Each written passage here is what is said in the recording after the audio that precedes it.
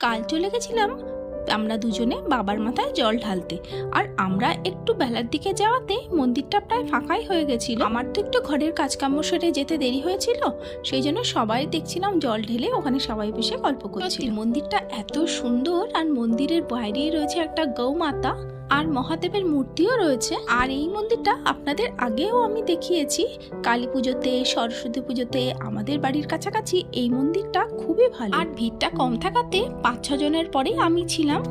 অবশেষে আমার লাইন এলো। তারপর বাবার মাথায় জল ঢেলে মালা পরিয়ে ধূপধুনো দিয়ে ভালো করে বাবাকে প্রণাম করে, মেয়েদের আর কি একটাই চাওয়া, স্বামী সন্তানদের নিয়ে একদম সুস্থ শরীরে যেন থাকতে পারি। কিন্তু আপনাদের একটা জিনিস বলা হয়নি, এখানে জানেন তো বাবার পছন্দের বেল পাইনি, এখানে সব কদবেলই দেয় পুজোতে, সেই জন্য আমিও নিয়ে এসেছিলাম। যাই হোক, অবশেষে বাবার মাথায় জল ঢেলে বাবার পায়ে চরণামৃত খেয়ে উপোস ভঙ্গ করে বাড়ি চলে এলাম।